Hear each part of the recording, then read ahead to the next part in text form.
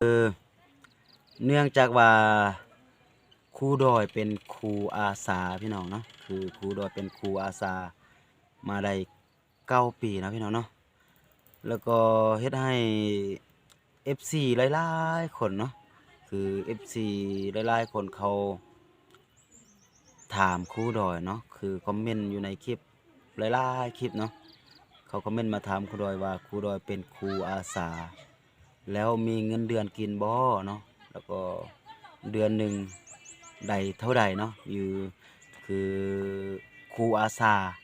อยู่ลาวมีเงินเดือนได้ส่ำใดเนาะคืออยู่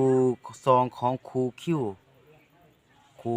กับครูดอยก็ได้สัมภาษณ์เทื่อหนึ่งแล้วเนาะอยู่ที่ซองครูคิวว่าเงินเดือนของครูอาสาอยู่ลาวได้ส่ำใดแต่ว่าอยู่โรงเรียนอื่นครูดอยบ่ทันรู้เนาะแต่ว่ามื้อนี้พี่น้องมื้อนี้เป็นจะว่าเป็นมื้อดีก็ว่านะเพราะว่ามื้อนี้แหละแม่นครูดอยไปโรงเรียนแล้วก็การเงินของโรงเรียนเนาะคือบอกให้ครูดอยไปเอาเงินครูอาสาหมายความว่าตัวนี้บ่แม่นเงินเดือนพี่น้องเนาะคือ หมายความว่าเงินตัวนี้แหละแม่นเงินที่ว่าครูอาจารย์ด้วยกันเนาะคือครูอาจารย์ที่ว่าเพิ่นได้เข้ารัฐแล้วอะเนาะคือถ้าเงินเดือนของครูที่ว่าได้บรรจุเข้ารัฐแล้วออกเนาะพี่น้องเนาะคือแล้วครูที่ว่าเข้ารัฐหั้นเนาะเขาจะมีน้ำจิตน้ำใจคือเขาจะเก็บเงินกันผู้หนึ่ง20,000กีบเนาะเฉพาะอยู่โรงเรียนของครูดอยเนาะคือเขาเก็บเงินกันผู้หนึ่ง20,000กีบ เนาะคือครูอาจารย์ของโรงเรียนครูดอยมีอยู่40คนพี่น้องเขาเก็บเงินกันผู้หนึ่ง20,000กีบเนาะแล้วบัดนี้หลังจากที่ว่าเขาเก็บเงินตัวนั้นได้ครบแล้วบัดนี้คือครูอาจารย์ครูอาสาอยู่โรงเรียนครูดอยมีจักคนแล้วเขาก็เอามาหารแบ่งตามตัวนั้นเนาะหมายความว่า หมายความว่าครูอาสาอยู่ประเทศลาวเนาะจะบ่มีเงินเดือนเด้อพี่น้องเด้อคือคลิปตัวนี้แหละแม่นครูดอยจะมาตอบให้มันแล้วกับคลิปตัวนี้เลยเนาะเพราะว่ามีหลายๆท่านอยู่ที่ว่าคอมเมนต์มาถามครูดอยเนาะว่าครูดอยเป็นครูอาสาแล้วก็มีเงินเดือนกินเท่าใดเนาะหรือว่าได้เงินเดือนเท่าใดส่ำกับครูรัฐบ่เนาะคือครูดอยจะมาตอบอยู่ในคลิปตัวนี้เลยเนาะคือหมายความว่าครูใน อยู่ในลาวเนาะครูอาสาอยู่ในประเทศลาวจะบ่มีเงินเดือนกินเนาะพี่น้องเนาะ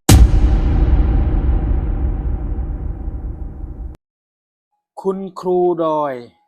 เนาะทุกคนเนาะคุณครูดอยเพิ่นเป็นคุณครูอาสานี่9 ปีทุกคนป๊าดทุกคนจ้านเปิ้นฟังเพิ่นแล้วนี่คือแบบน่าเห็นอกเห็นใจอีหลีทุกคนตั้ง9 ปีเป็นครูอาสาสอนอยู่โรงเรียนสอนเด็กน้อยเอาความรู้ให้เด็กน้อย สอนวิชาต่างๆที่เพิ่นได้ร่ำได้เรียนมาเพื่อถ่ายทอดส่งให้รุ่นหลังและส่งให้เด็กน้อยที่รุ่นใหม่ขึ้นมาเนาะทุกคนเนาะแต่สิ่งตอบแทนคือบ่ได้เงินเดือนตลอดระยะเวลา9 ปีทุกคนสวัสดีครับสวัสดีทุกๆคนเลยนะครับผมสวัสดีคนที่ติดตามจานเปิ้ลนะครับสบายดีเบิดสุผู้สุคน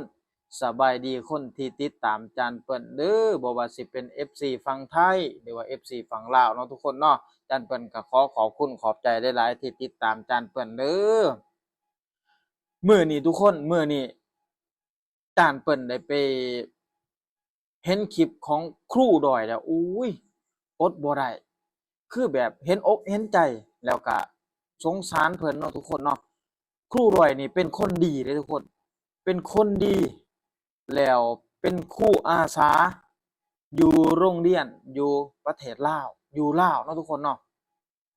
แล้วเป็นครูอาสาบ่แม่นว่าสิเป็นครูอาสา1 ปี2 ปีแล้วทุกคนเป็นครูอาสา9 ปีแต่บ่ได้เงินเดือนทุกคนคือบ่ได้เงินเดือนนี่คือแบบว่าเป็นครูอาสาอยู่โรงเรียนนี่เนาะ แล้วก็เพิ่นสิได้เงินที่แบบว่าคุณครูที่เพิ่นจบที่เพิ่นได้เงินเดือนแล้วเนี่ยเพราะว่าอยู่โรงเรียนครูดอยน่ะมีครูอยู่40คนเนาะทุกคนเนาะรวมเบิด40คนแล้วคุณครูที่เพิ่นได้เงินเดือนน่ะเงินเดือนออกปุ๊บนี่เพิ่นสิเก็บกันเพิ่นสิเก็บมาร่วมกันหรือเอามาโฮมกันเนาะทุกคนเนาะบ้านอาจารย์เปิ้นบอกว่าเอามาโฮมกันแล้วเอาเงินส่วนนั้นหั่นเก็บกันก็เก็บบ่ได้หลวงได้หลายเนาะทุกคนเนาะเก็บกันแค่20,000กีบเก็บกันแค่20,000กีบแล้วเอามาร่วมกันเอามาโฮมกันได้หลายสำไรได้น้อยสำไรแล้วจังเอามาแบ่งให้ครูอาสาในแต่ละคนที่เป็นครูอาสาอยู่ในโรงเรียนนั้นทุกคนเห็นแล้วทุกคนฟังแล้วน่าเห็นใจบ่ทุกคนเป็นหยังรัฐบาลคือบ่ซอยในจุดๆนี้คือบ่ซอยในพนักงานข้าราชการที่เฮ็ดเพื่อสังคมเนาะทุกคนเนาะอาจารย์เปิ้นสิเอ่ยคำหนึ่งว่ามีเกียรติแต่บ่มีเงินกับ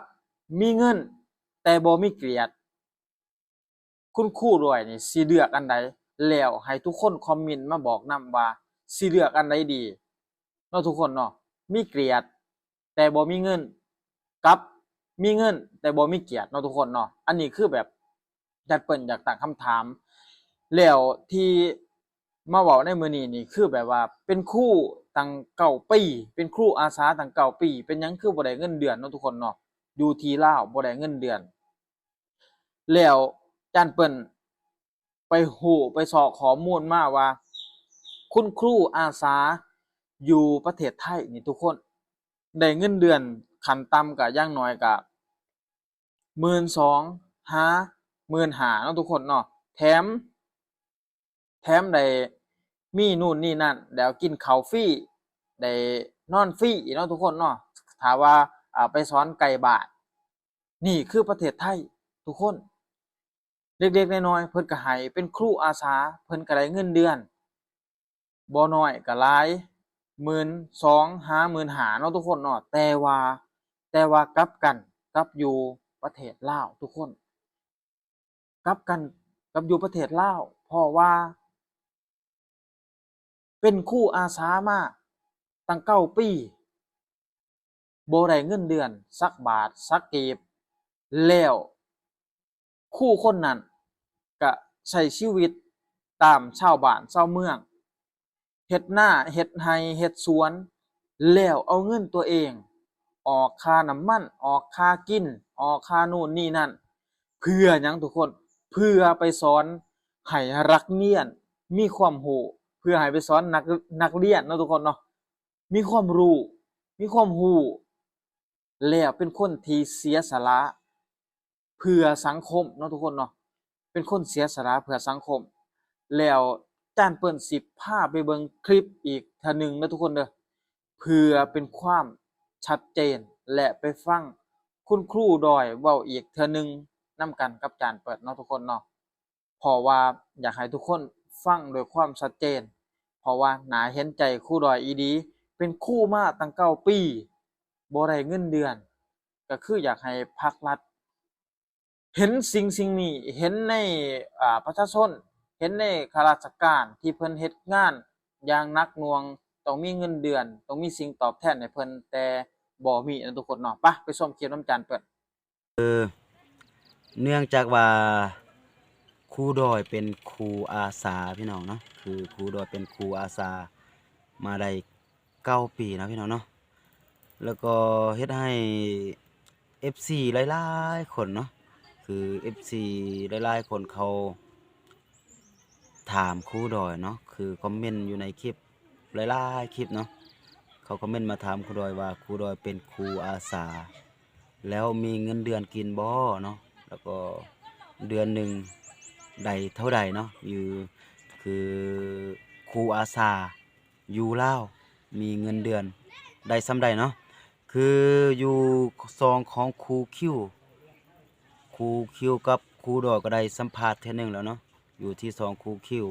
ว่าเงินเดือนของครูอาสาอยู่ลาวได้ส่ำใดแต่ว่าอยู่โรงเรียนอื่นครูดอยบ่ทันฮู้เนาะแต่ว่ามื้อนี้พี่น้องมื้อนี้เป็นจะว่าเป็นมื้อดีก็ว่านะเพราะว่ามื้อนี้ล่ะแม่นครูดอยไปโรงเรียนแล้วก็การเงินของโรงเรียนเนาะคือบอกให้ครูดอยไปเอาเงินครูอาสาหมายความว่าตัวนี้บ่แม่นเงินเดือนพี่น้องเนาะคือ หมายความว่าเงินตัวนี้แหละแม่นเงินที่ว่าครูอาจารย์ด้วยกันเนาะคือครูอาจารย์ที่ว่าเพิ่นได้เข้ารัฐแล้วอะเนาะคือถ้าเงินเดือนของครูที่ว่าได้บรรจุเข้ารัฐแล้วออกเนาะพี่น้องเนาะคือแล้วครูที่ว่าเข้ารัฐหั้นเนาะเขาจะมีน้ำจิตน้ำใจคือเขาจะเก็บเงินกันผู้หนึ่ง20,000กีบเนาะเฉพาะอยู่โรงเรียนของครูดอยเนาะคือเขาเก็บเงินกันผู้หนึ่ง20,000กีบ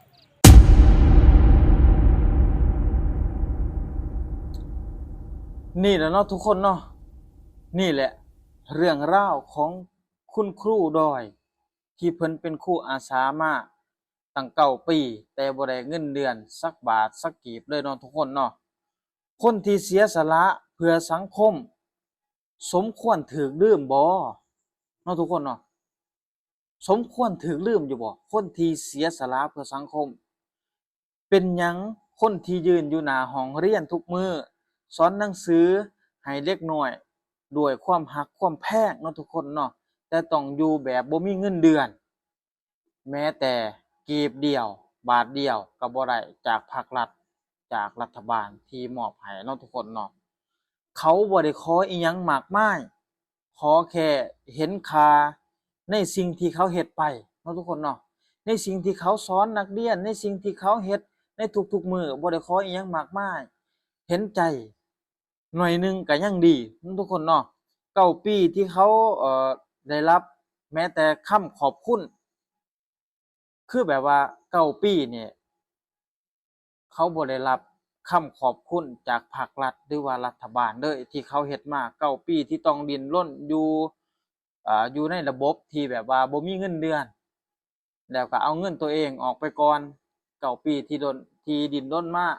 แล้วบ่ได้คำขอบคุณจากภาครัฐจากรัฐบาลอิหยังสักคำเลยเนาะทุกคนเนาะอันนี้ก็น่าเห็นใจครูดอยแรงอีหลีเนาะทุกคนเนาะแล้ว